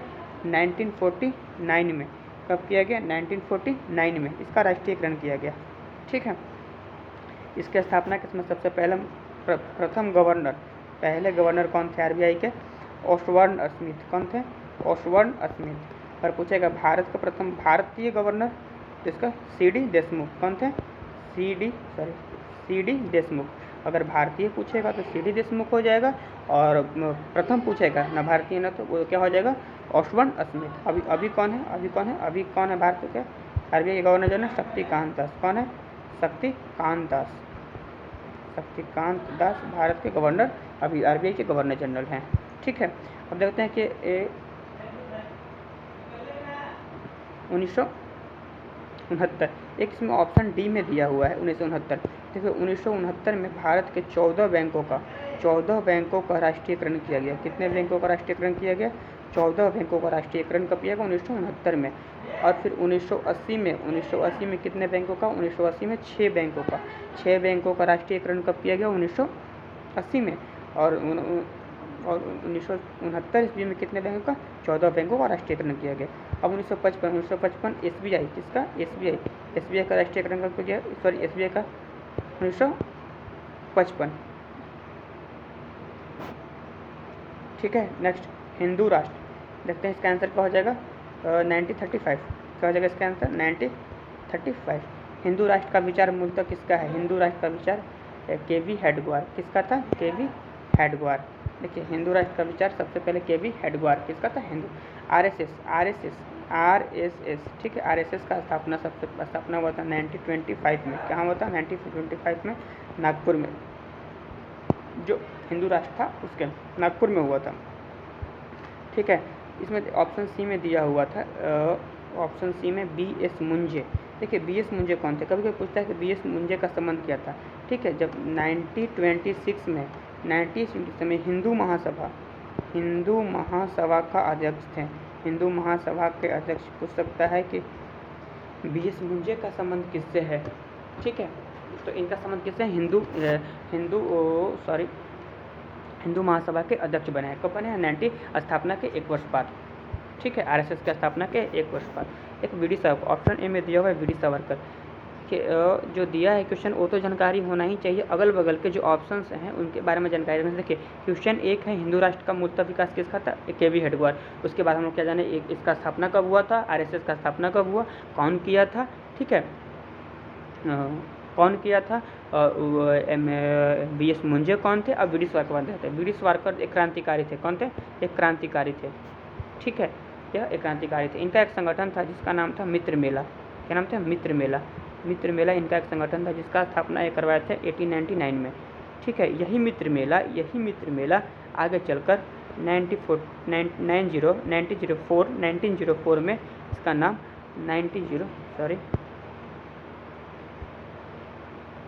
नाम 1904 में हो गया था अभिनव भारत। क्या हो गया था? अभिनव भारत। ठीक है, चलिए नेक्स्ट देखते हैं इसका आंसर क्या हो जाएगा? KV हेडगेवार। नेक्स्ट, भारत में आयकर है। भारत में जो आयकर है प्रत्यक्ष और प्रगति, इसका आंसर क्या होगा? Option B. प्रत्यक्ष यानी कि जो हम खुद को यानी कि किसी दूसरे पर टाल नहीं सकते। जो प्रारंभिक भुगतान करने वाला व्यक्ति होता है वही अंतिम व्यक्ति भी होता है। जो प्रारंभिक भुगतान करने वाला जो व्यक्ति होता है वही अंतिम भार वहन करता है। इसे दूसरे पर इसको टाला नहीं जा सकता है। समझ में गया? इसको बोलते हैं हम लोग क्या? प्रत्यक्ष। क्या बोलते हैं? प्रत्यक्ष कर। ठीक है, प्रत्यक्ष कर, कुछ प्रत्यक्ष कर देख लेते हैं। इसका एक ट्रिक है, याद रखिएगा आप लोग। सम उपभोग अशे आयकर निशे निगम कर ससे संपत्ति कर अनिशम उसे उपहार कर, उससे क्या हो जाएगा उपहार कर। थोड़ा दिक्कत हो रहा है, थोड़ा कॉपरेट कीजिएगा दोस्त, क्योंकि डिस्प्ले वो काफ़ी छोटा है, इस कारण से सब लिखने पा, लेकिन बोल रहे हैं सब, बोलने से अब समझ लीजिए क्या बोलना चाह रहे हैं, ठीक है। तो अनिशंभु आयकर, निगम कर, संपत्ति कर और उपहार कर, ये सब क्या है, ये सब प्रत्यक्ष कर है, जिसको कि खुद हम लोग देते हैं, किसी दूसरे पर टाल नहीं सकते। इसका प्रारंभिक हम ही लोग होते हैं और अंतिम बार भी हम ही लोग को वहन करना पड़ता है। तो इसका आंसर क्या हो जाएगा, ऑप्शन बी। नेक्स्ट देखते हैं 43, कुचिपुड़ी किस राज्य का प्रसिद्ध लोक नृत्य है। कुचिपुड़ी, ठीक है। देखो कुचिपुड़ी, कच्चा पुड़ी कौन खाएगा, कच्चा पुड़ी अंधे व्यक्ति नहीं खाएगा, कौन व्यक्ति खाएगा, अंधा व्यक्ति। तो इसका क्या हो जाएगा, आंध्र प्रदेश। क्या हो जाएगा, आंध्र प्रदेश, ऑप्शन डी, ठीक है।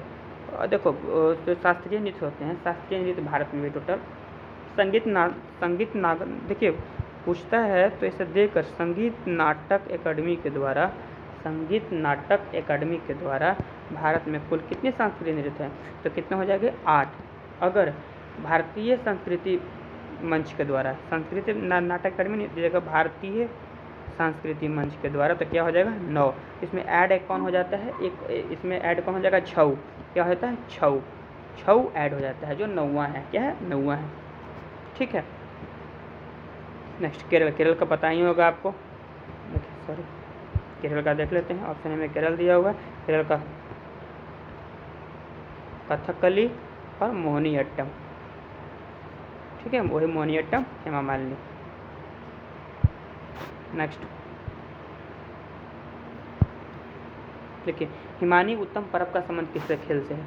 हिमानी उत्तम परब, एक खिलाड़ी का नाम दिया हुआ है, हिमानी उत्तम परब का संबंध मलखन से, क्या है, मलखन एक खेल होता है उससे है, ठीक है। कुश्ती, हम लोग कुश्ती का देख लेते हैं कौन कौन है ऐसे, उसके बारे में। गीता फोगाट का संबंध किससे है, गीता फोगाट हो गए, ठीक है। रवि कुमार दाही, रवि कुमार माफ कीजिएगा, ठीक है। गीता फोगाट हो गया कुश्ती से। उसके बाद तलवारबाजी में एक सबसे मेन नाम है, इसका नाम को याद रखना, भवानी देवी। क्या है, भवानी देवी। ये सब कोई क्रिकेट, हॉकी, ये सब कोई जानता है, लेकिन तलवारबाजी हो गया, ये सब थोड़ा अलग है, तो ये क्वेश्चन पूछने की ज़्यादा संभावना होती है। तलवारबाजी, भवानी देवी। कबड्डी में देख लेते हैं, आपको तो 3 का नाम देख लीजिए। कबड्डी में हो जाएगा प्रदीप नरवाल हो गए, उसके बाद पवन सहरावत हो गए, ठीक है। सब कबड्डी का है। मलखम्ब बता दिए, हिमानी उत्तम परम, उसके बाद कुश्ती, गीता फोगाट, बबीता फोगाट, ये सब हो गया, ठीक है। उसके बाद क्वेश्चन नेक्स्ट देख लेते हैं हम लोग।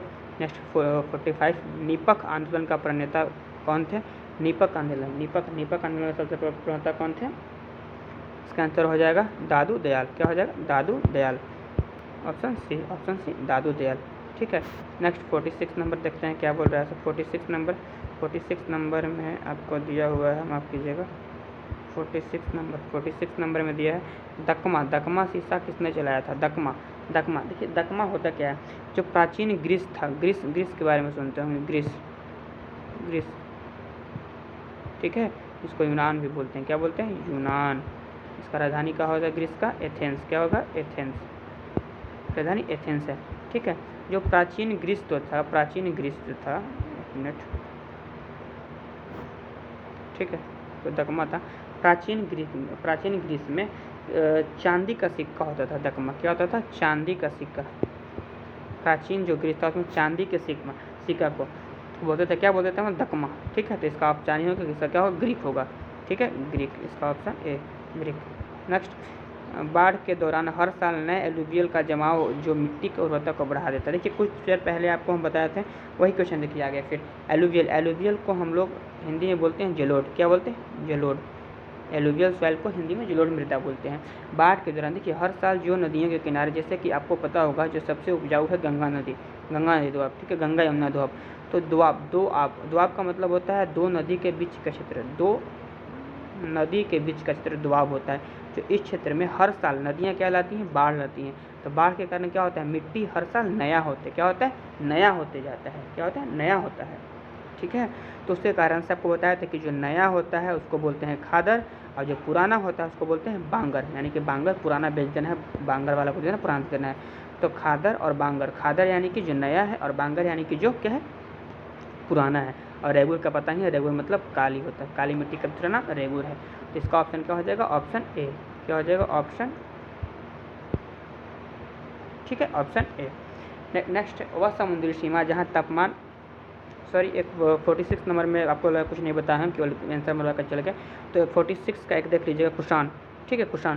तो कुषाण के बारे में देखते हैं क्या होता है। ऐसे कुषाण, कुषाण जो थे, कुषाण जो कुषाण थे, सोना का सिक्का प्रथम, सबसे प्रथम सोना का सिक्का किसने चलाया था, कुषाण ने। क्या चलाया था, सोना का सिक्का कौन चलाया था, कुषाण ने। अगर सबसे ज़्यादा पूछे तो सबसे ज़्यादा सोने का सिक्का कौन चलाया था, गुप्त ने। कौन, गुप्त ने। गुप्त वंश ने सबसे ज़्यादा सोना का सिक्का चलाया था, ठीक है, गुप्त वंश। अरे हो गया, दो चीज़ देख लीजिए एक्स्ट्रा इसमें हम लोग। दकमा तो जान के ग्रीक का ही था, जो प्राचीन उसके जो चांदी के सिक्के थे उसको दकमा बोलते थे। और जो कुषाण थे, कुषाण के बारे में, जो कुषाण सबसे प्रथम सोना का सिक्का चलाया था, और गुप्त वंश जो था सबसे ज़्यादा सोना का सिक्का चलाया। देखिए गड़बड़ाना नहीं, गुप्त सबसे ज़्यादा और प्रथम कुषाण, कुषाण प्रथम सोने का सिक्का। नेक्स्ट, इसको 47 को खादर देख ही लिए थे, 47 का हो गया था। वह देखते हैं, वह समुद्री सीमा जहाँ तापमान तेज़ी से कम होता है। क्या होता है, तापमान बहुत जल्दी कम होता है, उसको बोलते हैं थर्मोकेलाइन। क्या बोलते हैं, थर्मोकेलाइन। क्या बोलते हैं इसको, थर्मोकेलाइन। ऑप्शन इसका सी, सी हो जाएगा, थर्मोकेलाइन, ठीक है। बेसल मापदंड का संबंध, नेक्स्ट 49, बेसल मापदंड का संबंध किसके, ठीक है। इसका आंसर हो जाएगा बैंकिंग क्षेत्र से, ठीक है, बैंकिंग क्षेत्र से। अब देखिए कर से, कर से एक समिति का है, जो देख लीजिए, पूछता है केलकर समिति का संबंध किससे है, ठीक है, केलकर समिति का संबंध किससे है। तो क्या हो जाएगा, कर से। उसके बाद देखते हैं मल्होत्रा समिति, मल्होत्रा, याद रखिएगा, मल्होत्रा समिति का संबंध है बीमा से। कैसे, बीमा से। केलकर का संबंध है कर से, ठीक है। इसके साथ बेसल आप समझिएगा किससे, बैंकिंग क्षेत्र से। बेसल बैंकिंग क्षेत्र से, कर केलकर समिति कर से हो जाएगा, और बीमा से हो जाएगा। तो इसका option A. Next, last question, English में पहली बार औद्योगिक क्रांति शब्द का प्रयोग किसने किया था, ठीक है। इंग्लिश में सबसे पहली बार, इसका आंसर हो जाएगा option D, option D, option D हो जाएगा, अर्नाल्ड टैबडी, ठीक है। इनका एक बुक था, lecture of the industrial revolution. इनका एक बुक था, बुक लिखे थे जिसका नाम था lecture on the industrial revolution. देखिए दोस्तों, बार बार हम ये रिपीट कर रहे हैं कि हम पूरा नहीं लिख पा रहे हैं, क्योंकि डिस्प्ले बहुत छोटा है, इस कारण से हम पूरा नहीं लिख पा रहे हैं। लेकिन आप बोल रहे हैं पूरा, हम उसको आप सुनिएगा तो आपको समझ में आए क्या आप बोलना चाह रहे हैं, ठीक है।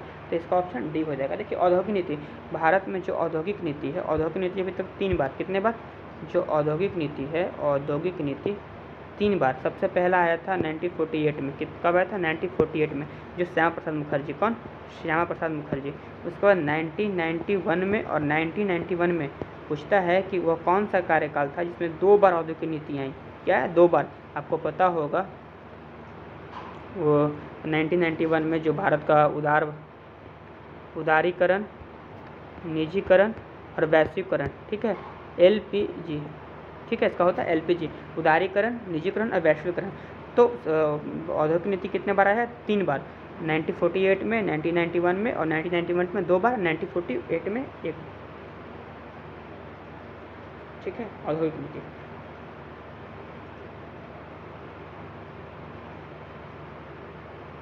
ठीक है, पूछेगा औद्योगिक क्रांति कब आया, औद्योगिक क्रांति कब आया, औद्योगिक क्रांति 1884 में, कब आया, 1884 में, ठीक है। जो औद्योगिक नीति आया था, औद्योगिक नीति 2 बार, 1948, 1957, 1991, ठीक है, ये देख लीजिएगा, ये क्लियर हो गया। तो आज सेट 1 क्लियर कर रहे हैं। कुछ दिक्कतें आई थी और फर्स्ट टाइम था इसके कारण से, लेकिन नेक्स्ट टाइम से ऐसा नहीं होगा। और जो बोर्ड संबंधी, साइज संबंधी दिक्कतें हैं वो भी नेक्स्ट वीडियो में पूरा हो जाएगा। धन्यवाद, जय हिंद।